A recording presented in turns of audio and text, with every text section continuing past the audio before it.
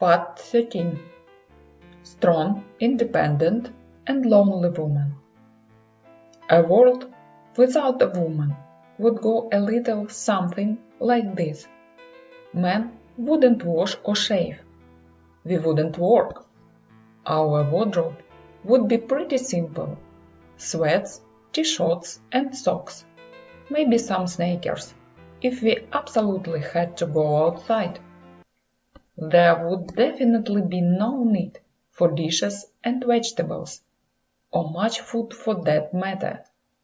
A paper plate or two, some cold cuts, pizza and beer would do just fine. Furniture in the house would be kept to a minimum. We would have a recliner, a refrigerator, a really big television, and of course a remote. We would need only 2 television channels, ESPN and ESPN2. And we wouldn't need to go on vacation. We would just go to Vegas. They have got everything we need in Vegas. You can gamble there, smoke cigars, eat steak, play golf, and go to the strip club.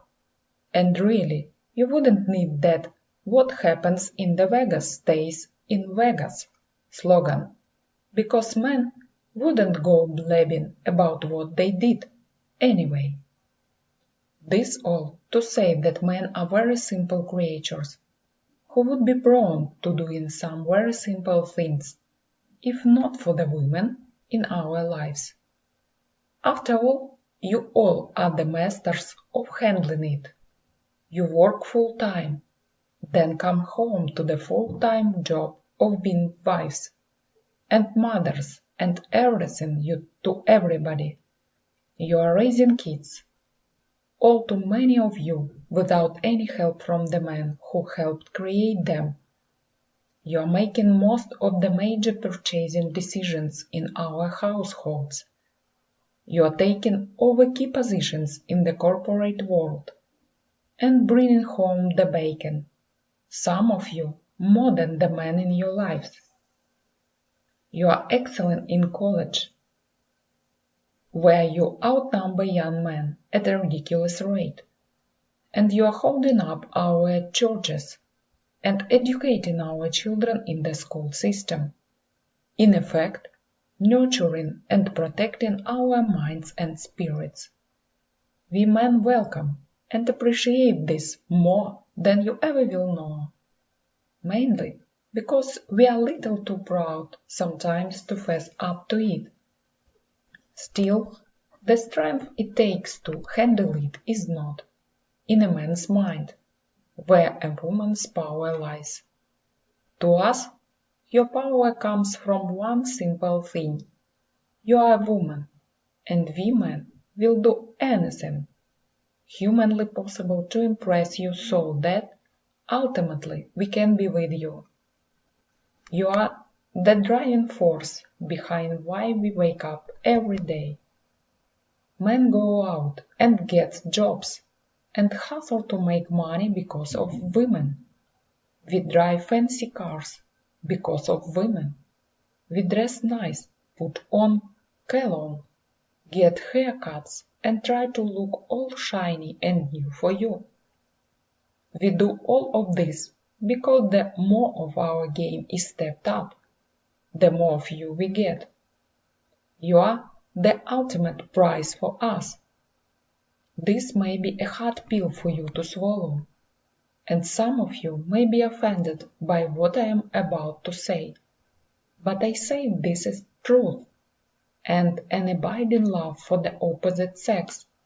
Somewhere along the way, women lost sight of this.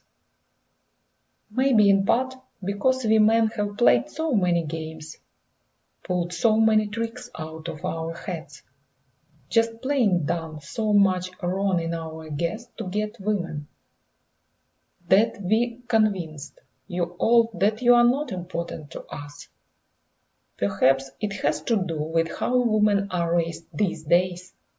There has been the constant encouragement from your mothers and aunties and grandmas and female mentors to educate yourselves, and get great jobs, and to be independent women, no matter the cost, even if it means putting off having serious relationships. Or maybe you all have just been worn down by the constant media obsession with perfection, with everything from magazine covers to television shows, to commercials and blogs, and everything else telling you to nip it, and tuck it, and suck it in, and dress it up, and look like Halle Berry, and Beyoncé, if you want to attract a good man, knowing full well that all of you possess a great beauty all your own, and only Halle can look like Halle, and only Beyoncé can look like Beyoncé. Whatever the case, we men are no longer connecting with that special part of you that makes you a woman, that thing that makes you so very beautiful to us, and that also happens to make us feel more like men. As I've already explained, the three ways a man shows you he loves you is by professing, providing and protecting, which means that you have got your own money, your own car, your own house, and brinks alarm system, and pistol, and guard dog, and you are practically shouting from the rooftops that you don't need a man to provide for you or protect you. Then we will see no need to keep coming around. What in the world do you need us? If you have all of that. Don't misunderstand what I'm saying here. We don't mind it if you have yourself totally together. You can have your own house. You can have your own money. You can own your own car. You can have the Brinks alarm system, the guard dog, and the pistol too. But if the man who is pursuing your affection is never allowed by you to exhibit his ability to provide or protect, then how can he possibly see himself professing his love to a woman who has not allowed him to feel like a man? The things you have acquired and gained financially and educationally can never be bigger than the relationship with the man. His DNA will not allow for that. Translation: we appreciate it when women treat us like men, when you let us know that you need us. The need to feel needed is way bigger to us than we've let on. We have to feel needed by you in order to fulfill our destiny as a man. Of course, I've heard women say, I'm not going to belittle myself to make him feel more like a man. If he can't handle my money and my success and my independence, then he can't handle me. We understand and can handle strong women. In fact, we are the products of strong women who handle it. It's not so secret that you allow us men to believe we are the head of the household, but it's you who makes all the key decisions in the house and with the kids. It's no secret to us that no matter who's bringing is the most money, it's you who ultimately handles the finances and allocates how the cash is going to be spent. It's no secret that when we argue, we may act like we are right, but we know that ultimately, if we want to restore the peace, you are going to get your way.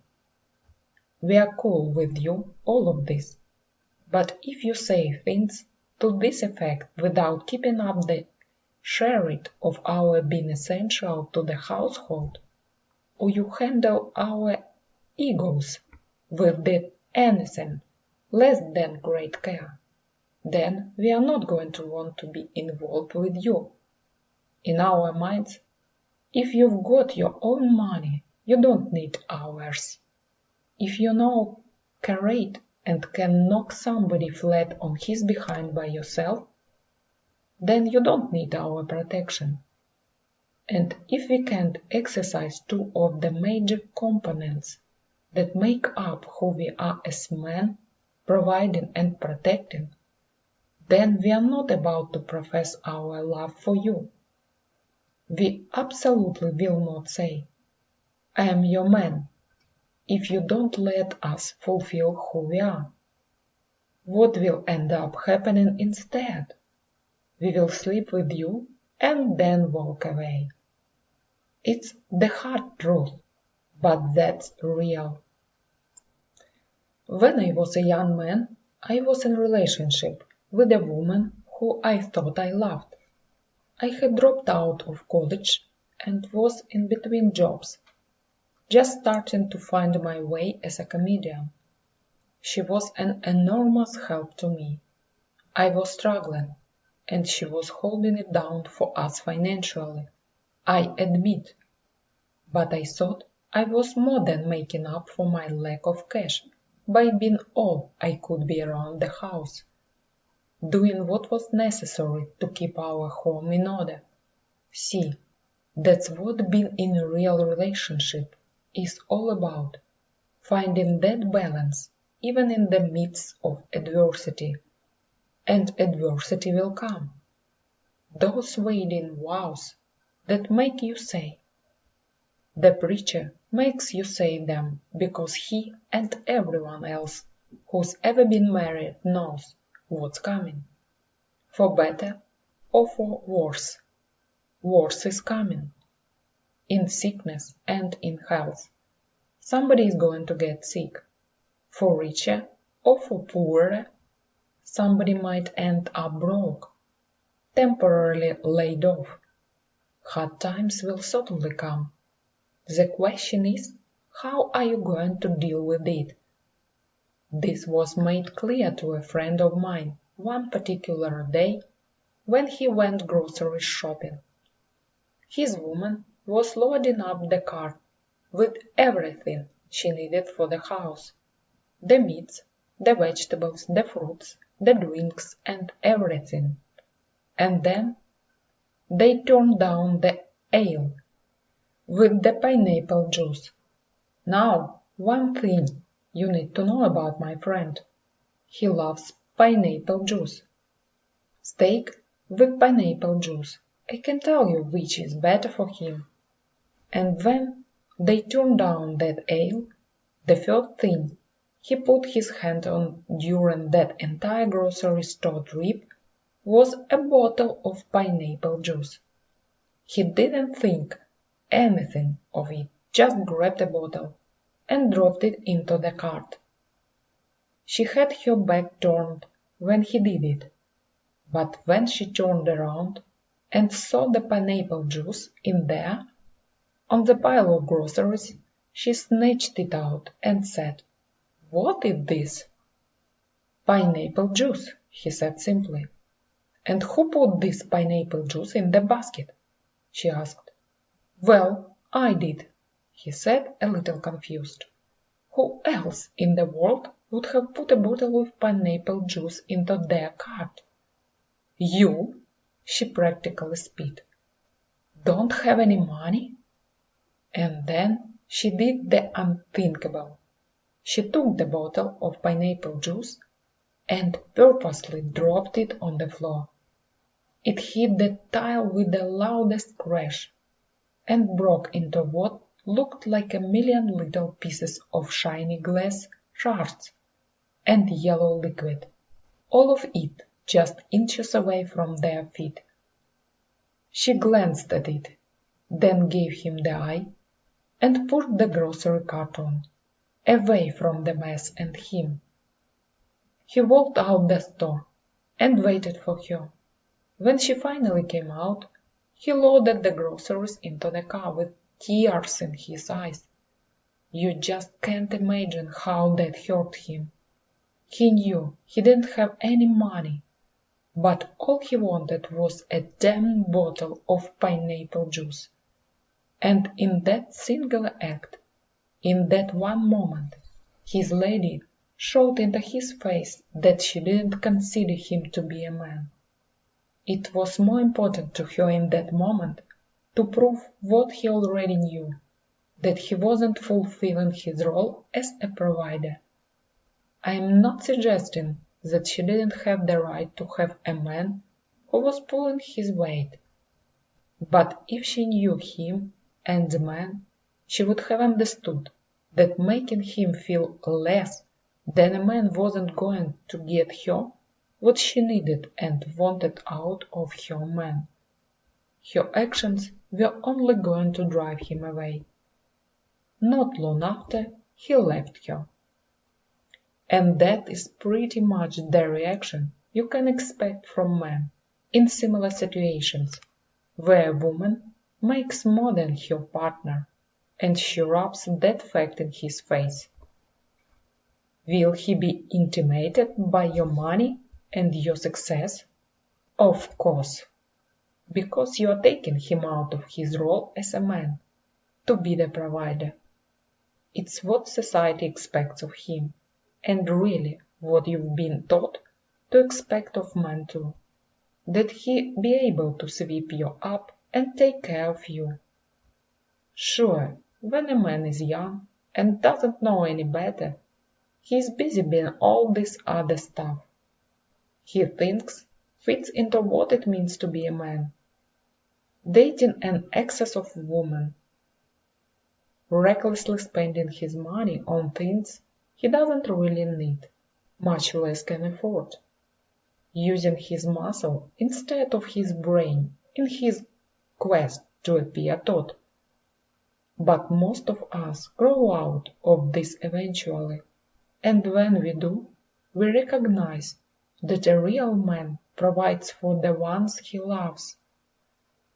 Even a male convict will sit behind bars and tell you, the first thing I'm going to do when I get out of here is take care of my family and get a job. That's all I want to do.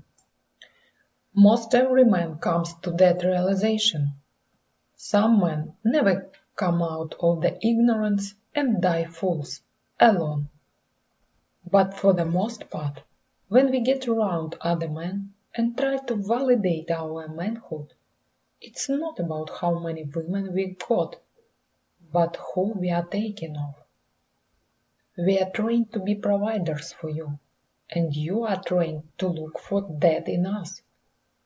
So the moment that order of things is thrown off, the relationship is out of sync. If a woman also has the bad habit of throwing a man's deficiency in his face, then he has a problem of a whole different magnitude. He is going to struggle with not being the provider, and she is going to feel like his ego is getting in the way of her happiness. And everyone involved is bound to get and be miserable. So, how do we get through this situation? Don't give up your money and your job and your education, or the pride and dignity that come with all of that. Just be a lady. Oh, I can hear the collective teeth sucking. It's as loud as a police siren and helicopter we're in Compton. I can see the universal arm folding and eyebrow raising as well. But you're getting hot and bothered by what I'm saying isn't going to change the fact that men, no matter what their financial situation, background, social status, or backstory, want their woman to let them take care of them. And I say to you defiant ones, go ahead and act like this. It's not important if you want to, but the woman who accepts that it's okay to let the guy take the lead sometime are going to win. So, do you want a man or not. You can do this. We know you are strong enough to move the television set, but you should let him do it. Say it's too heavy for you. It's a man's job. Yes, you are right. There is nothing wrong with your arm, and you are perfectly capable of opening your own car door. But doggone it, when you are going somewhere with a man, let him treat you like a lady and open the car door for you. If he doesn't automatically open said car door, stand by the door thing and don't get in the vehicle until he realizes he needs to get his behind out of the driver's seat and come around and open the car door for you. That's his job. We get that you have got plenty of money to pay for dinner, but sit there and let him pick up that check. That's what he's supposed to do when he's out with a woman on a date. Yes, you are independent, and you don't need anyone to take out the trash for you, or hang your pictures, or run to the Home Depot and pick up the supplies you need to fix the sink. But I lied to you not. If you put your fingers in your mouth and act like you haven't a clue what to do, or the strength to do it, your man will step right and handle that for you, with a smile, if you add a hearty, "Baby, thank you so much for doing this for me. I don't know what I would do without you." See, a lot of men would be better men if they were required to be well men. We are in this new age, and women have taken on these roles out of necessity. I'll admit that. But at some point, you are either going to have to accept that you are going to be the big, all-strong, lonely woman, or you are going to have to back down and just be a lady. Women play roles all the time. Why is it when it comes to this? You are so unwilling to play the role, even when you know it's going to give you what you want and need. In the long run, being a girl allows you to relax. Why not take the opportunity to relax? Honest to goodness, I promise. It's not hard, it won't kill you, and whatever it's that you need, he will hope to it if you just show him a little appreciation. Take a page from my wife and I. There is not a day that goes by that we don't compliment each other at least several times a day. But on one specific day recently, when she left me in charge of the kids while she ran some errands and did some work around the house, she saw I was worn out from chasing behind the children. Chasing behind children is not something I do. I mean, I can do it, but it's exhausting. Come on, still. When Marjorie walked into the room and saw the hurried look on my face, she very sweetly flipped the script on me and said, "Steve, thank you so much for watching the children. You are a great father." Boy, I can tell you how good that made me feel. She had hardly gotten the words out of her mouth before I hopped to, making sure those kids kept out of her way and stayed quiet while she was finishing up what she had to do. Had that compliment not come through, I would have been salty about having to sit around with the kids all day, when there were so many other things that I could have been doing and wanted to do. That compliment, you see, made me remember why I was in the game, and especially why Marjorie is on the team. Appreciating a man, not undermining his confidence, is the best way to get the best out of your guy. And the best way to appreciate him is by being a girl, and especially letting him be a man. Now I am convinced that being a girl is a lost art form, something that every woman can use some lessons in. So I've taken the liberty of showing you how to be a girl in some of the basic, but most important situations in which you will find yourself with a man. Guaranteed, if he is worth his salt, he will be all in. How to be a girl on a date. Don't tell him where you would like to go. Tell him the kind of food and atmosphere you enjoy, and then let him figure out a place that he thinks will suit your taste. Don't tell him you will drive. Let him get you to where you will all need to go. Don't tell him you want to go Dutch. Let him pay. Don't invite him up for a nightcap. Kiss him goodnight and let him figure out what he needs to do to earn the cookie. But not before the 90-day probation ends. How to be a girl around the house. Don't try to fix the sink, the car, the toilet, or anything else. Let him do it. Don't take out the garbage, paint, or mow the lawn. That's his job. Don't do any of the heavy lifting. He was born with the muscles it takes to move sofas, television sets, bookshelves, and the like. Don't be afraid to make a meal or two. The kitchen is both you and his friend.